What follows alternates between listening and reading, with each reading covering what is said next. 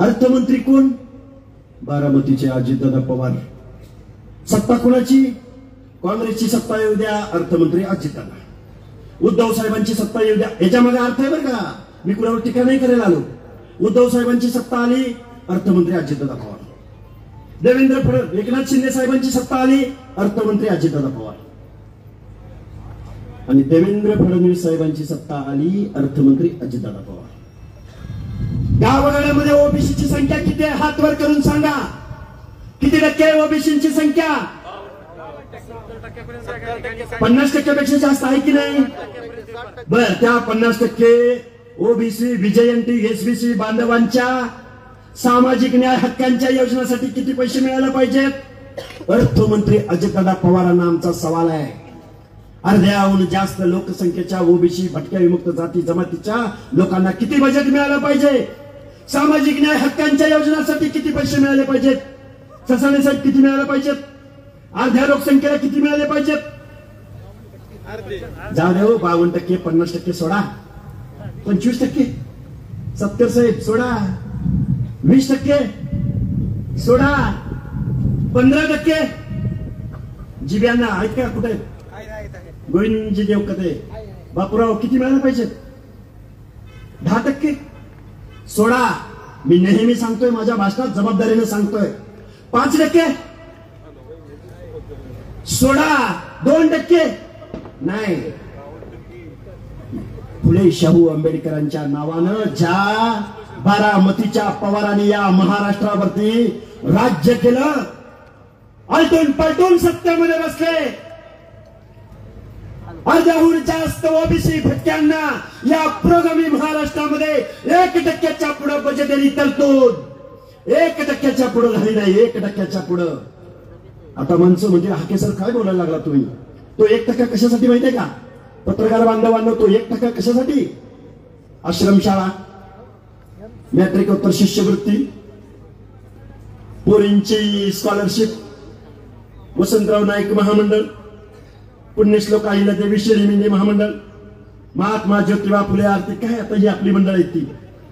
अरे 1 लाखाची सुद्धा योजना नाही. आता मी बारामतीमध्ये आलो, माझ्या काही कार्यकर्त्यांनी मला सांगितलं, एका बँकेचं नाव आहे बारामती, काय? बारामती सहकारी बँक. अजितदादा पवार या बारामती सहकारी बँकेतून किती कोटी वाटले गेले? 165 कोटी रुपये अण्णासाहेब पाटील महामंडळाला कर्ज दिले. आता ध्यान देऊन ऐका, फक्त 3 लाख रुपये वसंतराव नाईक महामंडळाची प्रकरण मंजूर केली. तिघांची लाख रुपयाची. किती? 3 लाख रुपये. पुणे जिल्ह्यात, अख्ख्या जिल्ह्यात किती? भटक्या विमुक्ताला, ओबीसीला किती रुपये? 3 लाख रुपये. वारे अजितदादा. म्हणे अजितदादाचं कार्यकर्ता काय म्हणतात माहिती का? हाके सर, तुम्ही अजितदादावर टीका करताय, पण दादा तसा माणूस नाही. दादा खमक्या माणूस आहे. दादा जातीवादी माणूस नाही. मुख्यमंत्री महोदय, सारथीचं पालिकत्व जे मराठा समाजासाठी सारथी आहे, त्या सारथीचं पालकत्व अजितदादा पवारांनी स्वतःकडे घेतलं. मंगेशराव, त्या सारथीची बिल्डिंग एखाद्या शेअर बाजारच्या इमारतीला, शेअर मार्केटिंगच्या इमारतीला लाछेल अशी इमारत Bihar Maharashtra college of commerce, symbiosis कॉलेजच्या मध्ये उभे केले. आणि आमच्या ओबीसीच्या महाज्योतीला जिब्यांना 1000 स्क्वेअर फुटाचं ऑफिस नाही. आता ऐका, येरवड्याला दिलं 1000 स्क्वेअर फुटाचं. आता पुढचं सांगतोय का? कोल्हापूरला सारथीची इमारत उभी राहते, छत्रपती संभाजीनगरला इमारत उभी राहते, आणि ओबीसीच्या पोरांना पीएचडीला 1 रुपया द्यायला अजितदादा तयार नाही. पण सारथीच्या पोरांना 1 स्ट्रोक 7-7, 8-8, 9-9, 10-10 लाख रुपये अजितदादा पवारांनी त्यांच्या अकाउंटला जमा केले.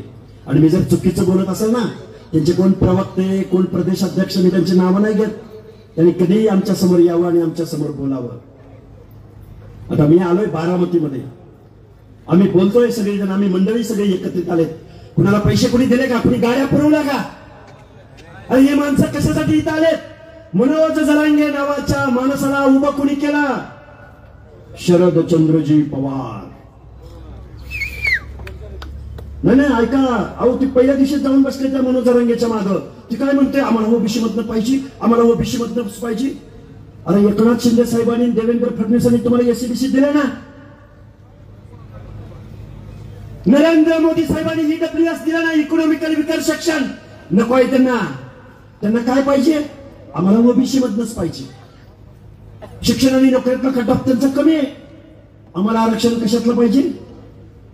ओबीसी मधनं पाहिजे. कारण गावगाड्यातला सरपंच, गावगाड्यातला पंचायती मेंबर, गावगाड्यातला झडपी मेंबर, याच्यावरती त्यांना राजकारण करायचं आहे. ओबीसी गाव नका, ओबीसीचा माणूस म्हणून झडपी झालाय. हे सगळं षडयंत्र आहे. शरद पवारांनी मनोज जरांगे नावाचं हे भूत महाराष्ट्राच्या मानगुटीवर बसवलं. महाराष्ट्राचे मुख्यमंत्री आगतिक झाले, लीन झाले, गडागडा लोळले आणि आमच्या ओबीसी आरक्षणाच्या विरोधामध्ये हा जी-आर काढला. जी-आर, ह्या जी-आर अन्वये ओबीसीचं आरक्षण आज रोजी संपलेलं आहे. मंगेशरावजी, तुम्ही कायद्याच्या भाषेत खूप छान सांगता, पण मला यातली एक ओळ वाचून दाखवायची आहे. ज्या मराठा समाजाचं सामाजिक मागासलेपण state backward commission, 4 state backward कमिशनने नाकारलं, सेंट्रल बॅकवर्ड कमिशनने नाकारलं, अनेक हायकोर्टाने नाकारलं, सुप्रीम कोर्टाने नाकारलं. त्याच मराठा समाजाच्या बाबतीमध्ये प्रस्तावना आहे 2 पानांची. त्यातला शेवटचा उद्देश मी शासनाचा वाचून दाखवतो मंगेशजी. हा सुद्धा कॉन्ट्राडिक्ट आहे या जी-आर मध्ये. काय म्हणतात ते? शांत ऐका बरं का, शांत. मराठा समाजास जात प्रमाणपत्र मिळण्याच्या प्रक्रियेत, परत एकदा वाचतो, मराठा समाजास जात प्रमाणपत्र मिळण्याच्या प्रक्रियेत अधिक सुलभता यावी याकरता शासन खालील प्रमाणे निर्णय घेत आहे.